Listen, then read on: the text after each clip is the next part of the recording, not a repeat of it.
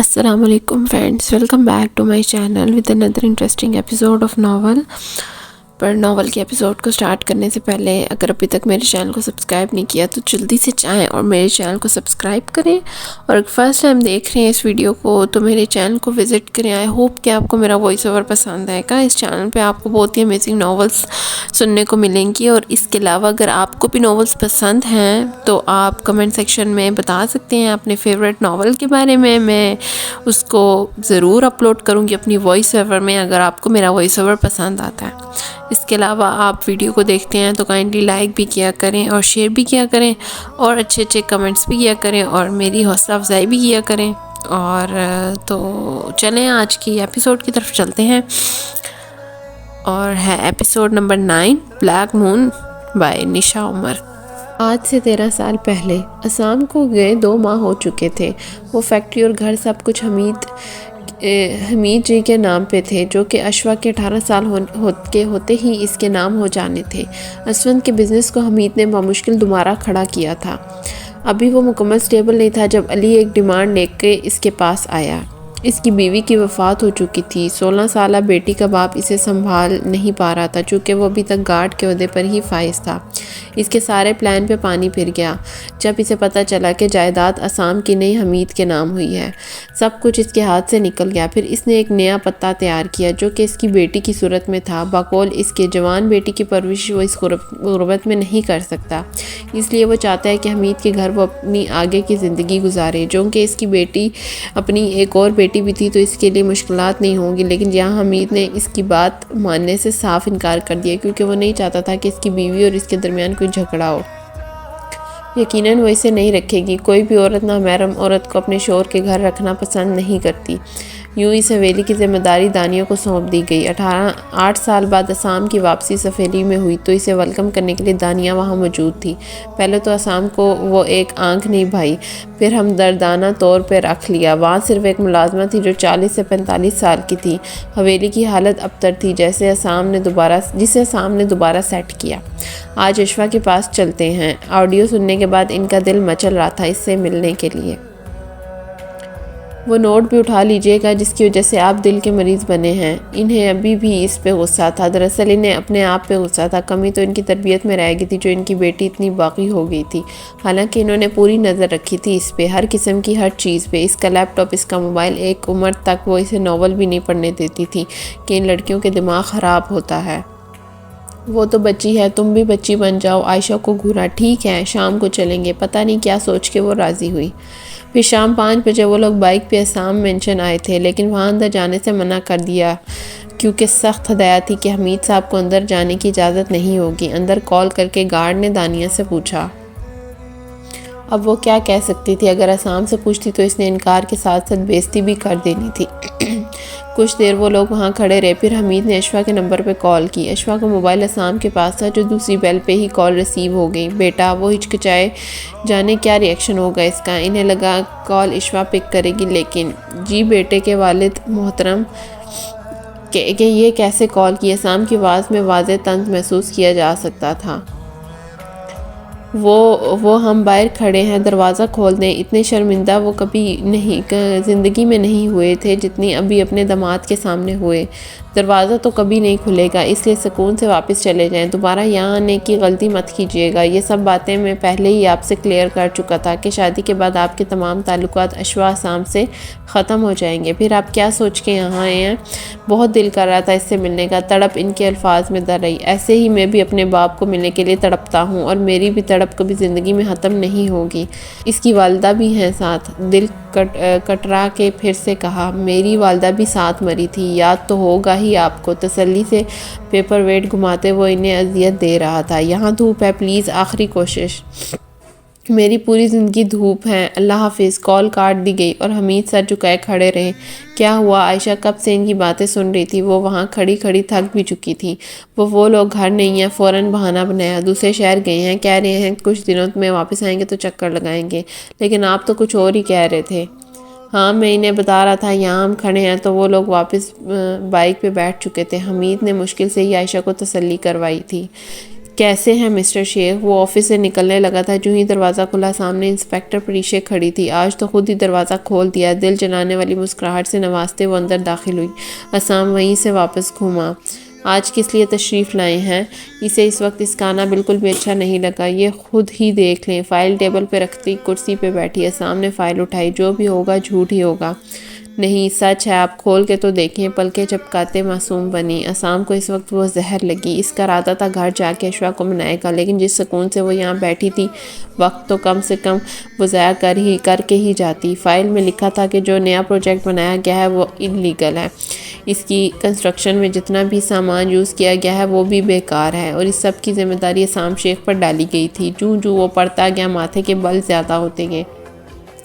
یہ کیا بکواس ہے؟ فائل ٹیبل پہ پھینکی۔ دیکھیں مسٹر عصام شیخ، آپ کو پتہ تو ہے کہ جہاں بھی کوئی غلط کام مائی فٹ، کوئی بھی غلط کام نہیں ہے۔ او ہو، جہاں غلط کام ہو رہا ہو وہاں ہم یعنی پولیس پہنچ جاتی ہے۔ اب آپ کے پاس پروف ہے؟ اس کی چیئر اپنی طرف گھماتے کرسی کے بازو ہاتھ رکھے اور ہلکا سا جھکا۔ ان دونوں کے قریب بس کچھ ہی انچ کا فاصلہ تھا۔ نہیں، پریشے ہڑبڑائی۔ نیکسٹ تھا بانا۔ عصام نے اس کی چیئر پہ پاؤں مارا، جو گھسیٹتی ہوئی دور گئی تھی۔ پریشے ہکا بکا اسے دیکھ رہی تھی۔ یہ کیا ہوا تھا؟ اب ایک پولیس آفیسر کے ساتھ ایسا بیہیو نہیں کر سکتے۔ غصے سے کھڑے ہوتے اس کے سامنے آئی۔ اگر آپ یوں روزانہ بچوں کا کھیل سمجھتے یہاں نازل ہو جائیں گے تو پھر مجھ سے ایسی توقع کرنا، اینڈ نیکسٹ آنے سے پہلے سب کچھ لے کے آنا۔ ابھی کے لیے نکلے یہاں سے۔ دروازہ کھولتے اسے جانے کا اشارہ کیا۔ پریشے فائل اٹھاتے اس کے قریب سے گزری۔ سب کی سے نظر اس کا چہرہ سرخ ہو رہا تھا۔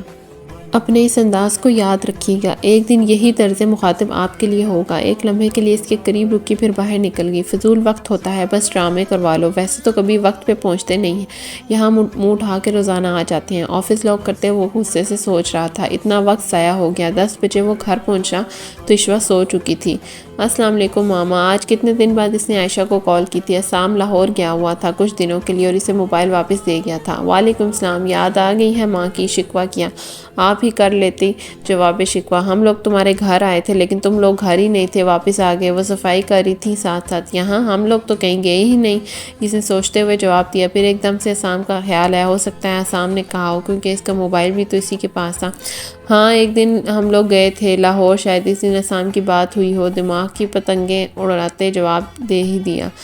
انہیں سیٹسفائی کرنے کے بعد بابا کا حال احوال لیا، رئیس کا پوچھا۔ وہ لوگ آنا چاہ رہے تھے اشوا نے انہیں تو کہہ دیا کہ آ جائیں۔ اب عصام جیسے شیر کی کچار میں ہاتھ کون ڈالتا۔ پتہ نہیں کون سے شور ہوتے ہیں جو بیویوں کی ساری باتیں مانتے ہیں۔ ایک میرا ہی سڑیل بدتمیز ہے۔ ٹوں ابھی ماما کی کال بند ہوئی تھی کہ عصام کی آ گئی۔ وہ اس سے ناراض تھی، بس پک کر کے فون کان سے لگایا۔ السلام علیکم۔ عصام اسے لیپ ٹاپ پہ دیکھ رہا تھا۔ وہ منہ سجائے بیٹھی تھی۔ جو حالات اس کے ماں باپ پہ گزر چکے تھے، اس کے بعد اتنی سیکیورٹی تو جائز تھی کہ وہ پورے گھر میں کیمرے لگواتا۔ سلام کا جواب دینا فرض ہے، اور پھر اگر شور کرے تو لازمی دینا چاہیے۔ ایزی چیئر پہ بیٹھے، لیپ ٹاپ گود میں رکھا ہوا تھا۔ وعلیکم السلام۔ اشوا نے بھی بس سلام کا جواب دیا۔ یہ ناراضگی وہاں آ کے ہی ختم کروں گا۔ وہ سیریس ہوا۔ اشوا خاموش ہے۔ کال کر لی، گھر سکون مل گیا ہوگا۔ اب اشوا کی آنکھیں کھلی۔ اسے کیسے پتہ چلا؟ آپ کو کیسے پتہ چلا؟ دائیں بائیں دیکھا، آپ کی ہر حرکت پہ نظر ہے میری۔ اچھا لیکن کیسے؟ وہ چھوڑیں، یہ بتائیں کس کی اجازت سے کال کی ہے گھر؟ وہ اس کا چہرہ دیکھ رہا تھا جہاں واضح پریشانی دیکھی جا سکتی تھی۔ وہ مما کا آ گیا۔ جھوٹ، آپ نے خود کال کی ہے۔ بات کاٹی۔ تو نہیں کر سکتی، میری ماما ہے، جب دل کرے گا کال کروں گی، جب دل کرے گا ان سے ملوں گی۔ وہ ایک دم سے پھٹ پڑی۔ آپ کی وجہ سے میں ان سے رشتہ تو ختم نہیں کر سکتی۔ اللہ حافظ۔ ساتھ ہی فون بند کر دیا۔ آپ کی یہ مرضیاں میں ابھی ختم کرتا ہوں۔ لیپ ٹاپ زور سے بند کرتے ہوئے اپنی پیکنگ کرنے کے لیے اٹھ گیا۔ اس کے بنا وہاں دل نہیں لگ رہا تھا، لیکن یہ بات عصام ماننے کو تیار نہیں تھا۔ وہ رات کو 4 بجے گھر پہنچا۔ کمرے میں جانے کی بجائے سیل جیل کی طرف گیا۔ وہاں آج ایک نیا شکار لایا گیا تھا۔ اسے ایک نظر دیکھا، بے ہوشی کی حالت میں اوندے پڑے جسم میں ابھی زندگی کی رمق باقی تھی۔ یہ مجرم نہیں ہے، وہ پہلی نظر میں ہی پہچان گیا تھا۔ پھر رفاقت کو ٹیکسٹ کر کے دروازہ لاک کیا۔ کمرے میں آنے تک اسے 5 منٹ لگے تھے۔ اشوا گہری نیند میں ہلکا سا مسکرا رہی تھی۔ وہ فریش ہو کے کپڑے چینج کیے، پھر سونے کے لیے لیٹ گیا۔ اگلے دن 1 بجے جا کے اس کی آنکھ کھلی تو اشوا کمرے میں نہیں تھی۔ کچھ دیر تو ایسے ہی لیٹا رہا، پھر اٹھ کے باہر آیا۔ گفٹ بھی ساتھ ہی لے آیا۔ وہ باہر ٹی وی لاؤنج میں لگے جھولے کے پاس کھڑی تھی۔ یہ جھولا ابان کے لیے تھا۔ اسے دیکھتے صوفے پہ آ کے بیٹھ گئی۔ سام ایسے ہی نائٹ ڈریس جو کہ سفید کاٹن کی شلوار قمیض تھا میں ملبوس نیچے آیا۔ السلام علیکم۔ وہ صوفے پہ اس کے قریب بیٹھا۔ اشوا جواب دیے بنا دوسری طرف گھومی۔ میں نے کل کیا کہا تھا؟ اس کا رخ اپنی طرف کیا۔ مجھے نہیں یاد۔ روٹھا روٹھا انداز۔ جب سلام کیا جائے تو جواب لازمی دیتے ہیں۔ میں تو پھر آپ کا شوہر ہوں، اور شوہر آپ کو اتنی پیاری دعا دے رہا ہے، اور آپ ہیں کہ اگر بیوی ناراض ہو تو کیا کرتے ہیں؟ اس سے پہلے کہ وہ بولتا جاتا جلدی سے مدعا بیان کیا۔ رومانس۔ پیٹ سے شرٹ پکڑتے اسے اپنے قریب گھسیٹا جو تھوڑا تھوڑا کر کے دور ہو چکی تھی۔ ہاتھ مت لگائیں۔ اس کے ہاتھ پہ ہاتھ رکھتے پیچھے کرنا چاہا۔ مجھے آپ سے بات نہیں کرنی۔ بات کہاں کر رہا ہوں؟ اب تو اس کی کمر کو پکڑتے پھر رخ اپنی طرف کیا۔ پیچھے ہوں۔ اچھا آنکھیں بند کریں۔ نہیں، کھلی آنکھوں سے دیکھیں گی تو بلش آن ہو جائیں گے گالوں کے۔ گال پہ ہونٹ رکھتے وقت اشوا کے گال سرخ ہوئے۔ بدتمیز۔ گال صاف کرتے سے گھرا۔ یہ لیں آپ کا گفٹ۔ پھر گفٹ اٹھا کے سامنے کیا۔ یہ کیا ہے؟ اسے دیکھتے پوچھا۔ کھول کے دیکھیں۔ وہ اس کے کانپتے ہاتھ اور لرزتی پلکیں دیکھ رہا تھا۔ غربت کے لمحات میں یہی حیا جان ڈال دیتی تھی۔ اس کا دل کر رہا تھا بس وہ اسے ہی دیکھے جائے، لیکن اتنے اچھے دن کہاں اس کے۔ واؤ! مالا ناول کو دیکھ کے اس کی چیخ نکل گئی۔ حسام جو اسے فرصت سے دیکھ رہا تھا بدمزہ ہوا۔ Thank you. کہاں سے ملا؟ وہ کھول کے دیکھ رہی تھی، پھر لاسٹ پیج کھولا جہاں جاری ہے لکھا ہوا تھا۔ یہ کیسے؟ حیرانی سے دیکھا، کیونکہ انکمپلیٹ ناول پبلش تو نہیں ہو سکتا۔ جہاں سکندر اگر پوری دنیا کے کمپیوٹر ہیک کروا سکتا ہے تو حسام شیخ بھی انکمپلیٹ ناول پرنٹ کروا سکتا ہے۔ وہ اس کی آنکھوں میں چمکتے ستارے دیکھ رہا تھا۔ اس کی ایکسائٹمنٹ بتا رہی تھی کہ وہ کتنا خوش ہے اس ناول کو پا کے۔ میں نے سنا تھا کہ پونی سے نکلتے بالوں کو کان کے پیچھے کیا۔ اس کی انگلی اس کی گردن سے ٹچ ہوئی تو پھر سے پیچھے سرکی۔ کیا سنا تھا؟ وہ کچھ دیر کے لیے بھول گئی تھی کہ وہ اس کے اتنے قریب بیٹھی ہے، کہ لڑکیاں ناولز کی دیوانی ہوتی ہیں، اور وہ رکا۔ اور آج دیکھ بھی لیا ہے کہ میری اپنی بیوی کتنی پاگل ہے۔ اب انڈائریکٹلی مجھے پاگل کہہ رہے ہیں۔ وہ اب کافی حد تک دوبارہ دور ہو چکی تھی، اور حسام بخوبی نوٹ کر رہا تھا اس کے پیچھے ہونا۔ نہیں، میں ڈائریکٹ بھی کہہ سکتا ہوں۔ پیچھے ٹیک لگاتے پھیل کے بیٹھا۔ اشوا ساتھ ساتھ ناول بھی دیکھ رہی تھی۔ بالکل ناول جیسا پرنٹ تھا جیسے اصلی ناول پبلش کیا جاتا ہے، بس لاسٹ پہ جاری ہے لکھا ہوا تھا۔ اگر مجھے پہلے پتا ہوتا کہ آپ ناول کے لیے اتنی دیوانی ہیں تو میں اپنی اسٹڈی روم میں بس ناول ہی رکھتا۔ اب یہ زیادہ ہو رہا ہے۔ نہیں، ابھی تو شروع ہی نہیں کیا۔ سام! وہ اسے دوبارہ اپنی طرف کھینچنے لگا جب اشوا اٹھ گئی۔ آپ کو کھینچنے کی بیماری ہے؟ جی، جیسے آپ کو مجھ سے دوری بنانے کی ہے، معنی خیز سے کہتے وہ اس سے اور چڑھا گیا تھا۔ میں جا رہی ہوں، آپ یہیں سڑیں۔ پاؤں پٹکتے چلی گئی۔ بہت بدتمیز ہیں، بڑبڑائی۔ آپ کو دیکھنے ساری بدتمیزی ختم ہو جاتی ہے۔ کیا کروں یار؟ وہ چلایا، پر اشوا اسے دیکھے بنا سیڑھیاں چڑھنے لگی۔ ہاں، آپ کو اب ناول جو مل گیا ہے میری کہاں فکر ہوگی؟ خود ہی لا کے دیا ہے۔ جاتے جاتے واپس گھومی۔ اس لیے تو نہیں لا کے دیا کہ مجھے ہی اگنور کرنے لگ جائیں۔ اب وہ ناراض شکل بنا رہا تھا۔ اچھا نا، آپ ناشتہ بلکہ لنچ کر لیں، پھر آؤں گی۔ وہ جان چھڑوانا چاہ رہی تھی، پھر حسام نے بھی کچھ نہیں کہا۔ وہیں آنکھوں پہ بازو رکھے لیٹ گیا۔ ناشتہ کر لو، دیر ہو رہی ہے۔ پریشے لحاف لپیٹے سو رہی تھی جب قدسیہ نے اسے آ کے جگایا۔ نہیں جانا آج، وہ اندر سے ہی بولی۔ کیوں، طبیعت ٹھیک ہے؟ چادر ہٹاتے اس کا ماتھا چھوا۔ جی ٹھیک ہوں، بس کام کر کے تھک گئی تھی، اس لیے 2 چھٹیاں لی ہیں، آرام کرنا چاہتی ہوں۔ ماں کی تسلی کروائی۔ ٹھیک ہے، تم آرام کرو، پھر بعد میں ناشتہ کر لینا۔ ابھی شہیر کو بھیجا ہے مارکیٹ چاول لانے کے لیے، ناشتہ کر کے پکا لینا۔ ٹھیک ہے امی، فکر نہ کریں، میں اٹھوں گی تو پکا لوں گی۔ پھر وہ تو چلی گئی، لیکن اسے نیند نہیں آئی۔ کافی دیر انتظار کرتی رہی، پھر اٹھ گئی۔ ناشتہ کیا؟ چاول، چنے اور بھگو دیے، پھر پیاز وغیرہ کاٹے، لہسن، ادرک اور سوکھے دھنیے کا پیسٹ بنایا۔ چاول پکانے میں اسے آدھا گھنٹہ لگا تھا۔ 12 ہونے والے تھے۔ دوپہر کا کھانا 2 بجے جا کے وہ لوگ کھاتے تھے، اس لیے دیگچہ بند ہی رہنے دیا اور کمرے میں آ گئی۔ نہا کے کپڑے چینج کیے، بال بنائے اور لیپ ٹاپ آن کیا۔ یہ چھٹیاں اس نے آرام کرنے کے لیے نہیں بلکہ حسام شیخ کی ہسٹری سرچ کرنے کے لیے لی تھی۔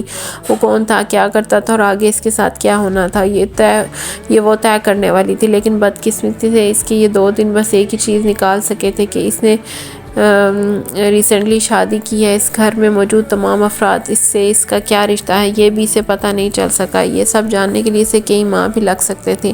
جتنا وہ آسان سمجھ رہی تھی حسام کی زندگی اتنی ہی الجھی ہوئی تھی۔ وہ یہ سب کیوں کر رہی تھی خود بھی نہیں جانتی تھی۔ شاید وہ اس بے عزتی کا بدلہ لینا چاہتی تھی جو حسام اس کی 2 دفعہ کی ملاقات میں کر چکا تھا۔ دانیہ کا کردار وہ 16-17 سال کی تھی جب اس کے باپ سیٹھ علی جو کہ نیا نیا بنا تھا اس نے اس حویلی میں بھیجا تھا۔ وہ سیٹھ کیسے بن گیا تھا یہ ایک الگ کہانی تھی۔ وہ وہاں ایک مقصد کے لیے بھیجی گئی تھی اور وہ مقصد تھا اسام کو شکست دینا، لیکن اس کھیل میں اسام شامل ہی نہیں تھا، تو شکست اور جیت کیسی؟ اس کے ساتھ ایک آنٹی تھی جو گھر کے کام کرتی تھی، وہاں کا خرچہ پانی علی بھیجتا تھا کیونکہ وہاں اس کی بیٹی تھی، اور اتنی زیادہ دولت کا مالک بن گیا تھا جتنی حمید اتنا عرصہ کام کر کے بھی نہیں بنا تھا۔ دانیہ نے 8 سال وہاں اکیلے راج کیا۔ اصل بدمزگی تب پھیلی جب ایک روز اسام واپس آ گیا، ایک ہاتھ میں سوٹ کیس اور دوسرے میں آنکھوں پہ لگے گوگلز، بلیک پینٹ شرٹ اور بلیک ہی شوز، کف مڑے ہوئے تھے، مضبوط بازو جن پہ بال بھی نمایاں تھے، ماتھے پہ شکنے اور انداز میں کوفت۔ اس کا وہاں آنا دانیہ کی آزادی کو ختم کر گیا۔ پہلی فرصت میں اس نے دانیہ کو وہاں سے جانے کا کہہ دیا، لیکن دانیہ نے جتن کر کے وہیں رہنا تھا سو رہ لیا۔ بابا کیا میں ماما سے مل سکتا ہوں؟ وہ اسٹڈی میں تھا جب ابان میڈ کے ساتھ وہاں آیا۔ اس نے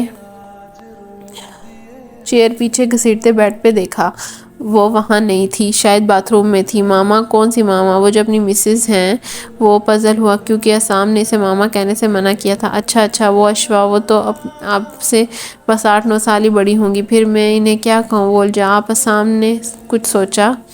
آپ ہی کہہ لیا کرو، ابان نے خود ہی حل پیش کیا۔ اسام اس کی اتنی سیریس انداز پہ مسکرایا۔ نہیں وہ آپ کی ماما ہیں تو آپ انہیں ماما ہی کہیں گے۔ اشوا بیڈ پہ آ کے بیٹھی تھی، اسام کی آواز پہ مڑی کہ اسٹڈی روم میں دیکھا ابان آیا ہے، بیٹھنے کے بجائے وہاں چلی آئی۔ بابا کہہ رہے ہیں میں آپ کو ماما کہا کروں؟ اس کے قریب آتے معصومیت سے اسے دیکھا۔ اشوا ساکت ہوئی، پھر اسام کو دیکھا جو سر جھکائے فائلز پہ کام کر رہا تھا۔ میں آپ کی ماما ہیں؟ اسام سیریس انداز میں دونوں کو دیکھا۔ یہ آپ کا بیٹا ہے، اب آپ کے حوالے۔ وہ اس کے احساسات سے بے خبر اس کے دل کے کئی ٹکڑے کر گیا، یعنی دانیہ کی بات سچی تھی، وہ اس کا ہی بیٹا تھا۔ اس کی دوسری شادی اسام سے ہوئی تھی۔ اشوا ابان کا ہاتھ جھٹک کے بیڈ پہ آ گئی۔ ابان کبھی اسام کو دیکھتا کبھی اشوا کو، پھر چلتا ہوا اشوا کے پاس ہے۔ اگر آپ کو ماما کہنا برا لگا تو میں آپ کو مسز بابا بھی، مطلب مسز اسام بھی بلا سکتا ہوں۔ اس کے ہاتھوں پہ اپنا ننھا سا ہاتھ لگایا۔ نہیں آپ مجھے ماما کہہ سکتے ہیں۔ اسے اٹھا کے اپنے پاس بٹھایا۔ آپ کے بابا کا سارا قصور ہے، آپ کا تھوڑی ہے، آپ تو بہت اچھے بچے ہیں۔ اس کے بھولے گال پہ پیار کیا۔ آپ کے بابا ہی سڑیل مزاج ہیں۔ اسے اسام پہ غصہ آ رہا تھا، وہ آپ سے پیار کرتے ہیں۔ اس کے کان کے قریب ہوا۔ نہیں مجھے مارتے ہیں۔ اشوا نے بھی جھک کے اس کے کان میں کہا، مجھے مارتے نہیں ہیں لیکن مجھ سے پیار بھی نہیں کرتے۔ ابان نے گردن سینے سے لگاتے پیچھے بیچارگی سے بتایا، نہیں وہ آپ سے پیار کرتے ہیں اسی لیے تو آپ کو مارتے نہیں ہیں۔ آپ نے کبھی بابا کو غصے میں دیکھا ہے؟ اس سے پوچھا۔ نہیں، لیکن اس کے ذہن میں موبائل والا سین آیا تھا جب وہ بیمار بھی ہو گئی تھی۔ بابا جب غصے میں ہوتے ہیں نا تو ایسے اسپائڈر مین کی طرح بن جاتے ہیں۔ اچھا اسپائڈر مین تو اچھا ہوتا ہے نا؟ ہاں میرے بابا بھی اچھے ہیں۔ وہ دونوں باتیں کر رہے تھے۔ اسام نے پیچھے ہو کے ان دونوں کو دیکھا۔ بس ایک بیٹی کی کمی ہے، وہیں سے اونچی آواز میں کہا۔ اشوا جو اس سے باتیں کر رہی تھی، اس کی آواز پہ دل دھک سے رہ گیا۔ وہ اس کی بات سمجھ گئی تھی۔ سٹیپ 1، میر کے پاس اشوا سے ملنے کا کوئی راستہ نہیں تھا۔ اگر وہ اس کے گھر جاتا تو اسام کو پتہ چل جاتا اور اشوا وہاں آتی نہیں تھی۔ یا تو وہ اس سے فون پہ بات کرتا یا وہ اپنے درمیان کسی تیسرے بندے کو لاتا، لیکن اس بار وہ تیسرے بندے کا رسک نہیں لینا چاہتا تھا۔ پچھلی بار بھی تیسرے بندے نے ہی ان کو الگ کیا تھا۔ بس ایک بار کنفرم ہو جائے اشوا کے جذبات کیا ہیں میرے لیے، پھر اسے میرا ہونے سے کوئی نہیں بچا سکتا۔ پھر اگر اسام کو رستے سے ہٹانا پڑا تو اس سے بھی گریز نہیں کروں گا۔ اشوا اسام شیخ کی بیوی۔ اسام تک پہنچنے کے لیے مجھے اشوا کا سہارا لینا ہے۔ میں اسام شیخ کے گلے میں ہاتھ ڈال کے رہوں گی، پھر چاہیے اس کی بیوی کے رستے سے ہی کیوں نہ جانا پڑے۔ وہ ابھی اس بات سے بے خبر تھی کہ وہ اسام سے نفرت نہیں بلکہ محبت کرنے لگی ہے۔ وہ اسام کو حاصل کرنے کے لیے اشوا کا قتل بھی کروا سکتی تھی۔ سٹیپ 3، ہائے وہ لان میں اکیلی بیٹھی تھی جب دانیہ اس کے پاس آئی۔ وعلیکم السلام دانیہ اپی۔ وعلیکم السلام، کیا کر رہی ہو یہاں؟ سامنے والی کرسی پہ بیٹھتے پوچھا۔ کچھ نہیں، بس چائے اور ناول۔ گود میں رکھی بک کی طرف اشارہ کیا۔ تمہیں بھی شوق ہے بکس کا؟ وہ شاید اس کا موڈ جانچ رہی تھی۔ باقی بکس کا تو نہیں، بس ناولز کا۔ سب سپ لیتے انہیں دیکھا۔ اچھا تو تم سے کچھ پوچھنا تھا۔ دراصل وہ ہچکچائی یا ایکٹنگ کی؟ دراصل اسام کی اسٹڈی میں میرے کچھ نوٹس رکھے ہیں، اسے دیے تھے چیک کرنے کے لیے، وہ اٹھانے تھے، مجھے ضرورت تھی۔ ابھی تم دیکھ دو۔ اوکے آئے میں نکال دوں۔ وہ کپ رکھ کے فوراً کھڑی ہوئی۔ اگر تم چائے پی رہی ہو تو پی لو، ٹھنڈی ہو جائے گی، میں خود لے سکتی ہوں۔ تم بس چابیاں بتا دو کہاں رکھی ہیں۔ چابیاں؟ حیرانگی سے پوچھا۔ ہاں لاک ہوتی ہیں نا، تم نے نہیں دیکھا؟ انہیں غصہ آیا۔ نہیں مجھے تو میں کبھی وہاں گئی ہی نہیں، بیچارگی سے انہیں دیکھا۔ اچھا چلو پھر عصام سے پوچھ لو، اچانک ذہن میں آیا۔ میں پوچھتی ہوں۔ پھر اوپر کمرے میں آئی، موبائل چارج سے اتارا۔ عصام کا نمبر بدتمیز کے نام سے سیو تھا، یہ اس نے شادی سے پہلے کیا تھا۔ فون ملا کے کان سے لگایا، بیل جا رہی تھی۔ 6 دفعہ ٹو کے بعد بھی کال ریسیو نہیں ہوئی، دوبارہ ملائی، پھر اسی طرح شاید بیزی ہوں۔ آخری دفعہ ملاتے سوچا جی مصروف سی آواز۔ وہ سائٹ پہ تھا، ورکر کام کر رہے تھے، انہیں سمجھانا کون سا آسان کام تھا۔ وہ اسٹڈی کی چابیاں کہاں رکھی ہیں؟ لمبی چوڑی بات کی بجائے اس نے ڈائریکٹ پوچھا کیا کرنی ہے؟ وہ ٹھٹکا کچھ نہیں، وہ نوٹ۔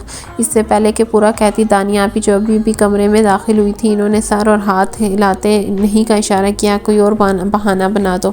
پھر قریب آتے آہستہ سے کہا کیا کرنا ہے بولیں۔ عصام وہاں پہلے ہی مشکل سے دھوپ میں کھڑا تھا۔ ناول اندر رہ گیا تھا، وہی لینا ہے۔ جھوٹ بولا، آپ کا کوئی ناول نہیں ہے وہاں، اگر ہے بھی تو واپس آ کے نکال دوں گا۔ اسپورٹ لہجے میں کہتے کال بند کر دی۔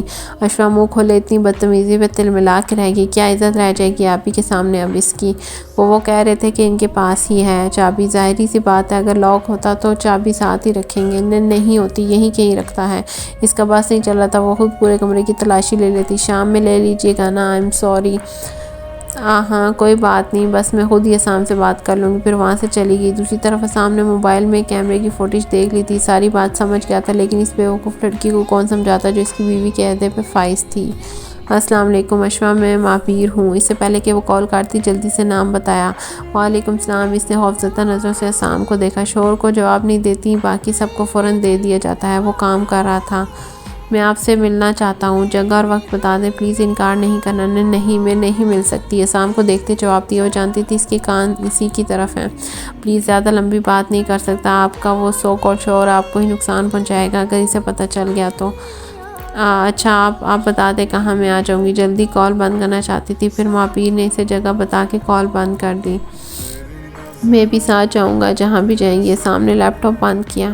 کیوں؟ میری کالج فرینڈ ہے۔ آپ کیوں؟ گھبراہٹ پکڑے جانے کی صاف چہرے پہ نظر آ رہی تھی۔ میں نہیں مل سکتا؟ اس کے چہرے کو پڑھ رہا تھا۔ نہیں ہاں مل سکتے ہیں، لیکن میں ان کے گھر جاؤں گی، میں خود ڈراپ کر دوں گا، شوہر ڈرائیور ہی ہوتے ہیں۔ نہیں میں اکیلی جاؤں گی۔ اسے غصہ آ گیا۔ عصام خاموش رہا۔ پھر اگلے دن وہ جگہ اشوا سے پہلے موجود تھا جہاں وہ کسی سے ملنے والی تھی، ہوٹل میں ان سے تھوڑا فاصلے پہ بیٹھے۔ اس نے کسی کو آتے دیکھا، غصے سے مٹھیاں بھیجتے وہ اپنی جگہ سے اٹھا۔ اس سے پہلے کہ پریشی اشوا کے پاس آ کے بیٹھتی، عصام اس کے سامنے آیا۔ تم اب میری بیوی کا استعمال کر رہی ہو؟ ماتھے پہ انگیٹھی شکنے جبڑے بھیجتے اس نے ایک نظر اپنے پاس آتے اشوا کو دیکھا۔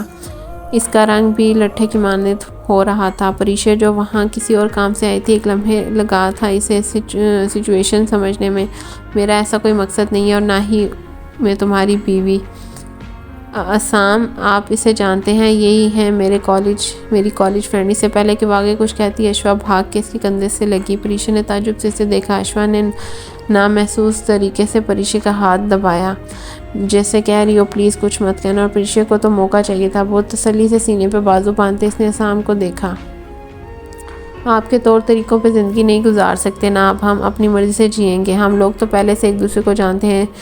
چڑھانے والی مسکراہٹ۔ عصام لب بھینچ کے رہ گیا۔ دوسری طرف مابیر اور جو انٹرسٹ سے داخل ہو رہا تھا عصام کو اشوا کے ساتھ دیکھ کے وہیں سے واپس مڑ گیا۔ اسے لگا شاید اشوا عصام کو جان بوجھ کے ساتھ لائی ہے۔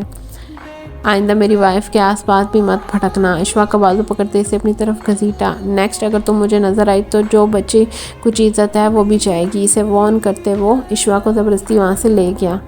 کس سے ملنے گئی تھی؟ کمرے میں داخل ہوتے اس کی کلاس شروع ہوئی۔ اشوا نے جواب دینے کی بجائے خاموشی سے چادر اتار کے سائڈ پہ رکھی۔ وہ ان سوالوں سے بچنا چاہتی تھی جو عصام اس سے پوچھنے والا تھا۔ آپ میں عقل نہیں ہے، ایسے ہی کسی نے بلایا تو منہ اٹھا کے چل دی؟ وہ میری دوست ہے، واپس گھومی۔ اس نے کبھی اپنی زندگی میں اتنا بڑا جھوٹ نہیں بولا۔ ایک عصام کا خوف، اوپر سے جھوٹ کا بے چینی اس کی رگ رگ میں سرایت کر رہی تھی۔ آپ کو میں بچہ لگتا ہوں؟ پریشا آپ سے 6-7 سال بڑی ہے، وہ آپ کی دوست کیسے ہوگی؟ جوتے اتار کے ریک میں رکھتے ہوئے اس کے قریب آیا۔ وہ اسکول میں نہیں پڑھتی تھی ساتھ، ایکچولی سچ سننا ہے مجھے، اس کے علاوہ کچھ بھی نہیں سننا۔ کندھوں سے پکڑ کے اسے اپنے سامنے سٹریٹ کھڑا کیا۔ سچ ہی بتا رہی ہوں۔ اس کی آواز حلق میں پھنسنے لگی۔ ماپیر وہاں کیا کرنے آیا تھا؟ اب اشوا کے پیروں سے زمین کھسکی۔ ماپیر؟ جی ماپیر، وہ وہاں کیا کرنے آیا تھا؟ اس کی آواز اونچی ہوئی۔ میں نے تو نہیں دیکھا، لیکن میں نے تو دیکھا ہے نا، اور مجھے اندازہ ہے وہ وہاں کیوں آیا تھا۔ عصام کی پیشانی کی شکنیں بڑھتی جا رہی تھی۔ اشوا کے ہاتھ اب کانپنا شروع ہو چکے تھے۔ ایک لمحے میں عصام بدلتا تھا، اس کا رویہ روب اتنا حاوی ہو جاتا تھا کہ کچھ سوچنے سمجھنے کی صلاحیت ہی نہ رہتی تھی اگلے بندے میں۔ اور یہی حال ابھی اشفاء کا تھا کہ کیوں وہ پیچھے سرکی آپ سے ملنے، اور آپ بھی وہاں اسی سے ملنے گئی تھی، پر عشاء کا بس بہانہ بن گیا۔ اس کے ٹھنڈے پڑتے ہاتھوں کو اپنے ہاتھوں میں لیتے ہلکا سے دبایا۔ مم میں نہیں ملنے، آپ پھر جھوٹ بول رہی ہیں۔ ہاتھوں کی سختی بڑی سے، سچ میں نہیں جانتی، وہ آپ سے ہی ملنے آیا تھا۔ جبڑے بھینچتے اس کے ہاتھوں کو چھوڑ دیا، اگر تھوڑا سا اور سختی سے پکڑتا تو ساری انگلیاں ٹوٹ جانی تھی۔ آپ کو موبائل اس لیے نہیں دیتا میں، مجھے پہلے ہی اندازہ تھا ایسا ہی کچھ ہوگا، اس معابیر کو تو میں نہیں چھوڑوں گا، اور آپ بھی اپنا بیگ پیک کر لیں۔ جانے کیوں اسے اتنا غصہ آ گیا تھا، اگر وہ سچ بول دیتی تو آئندہ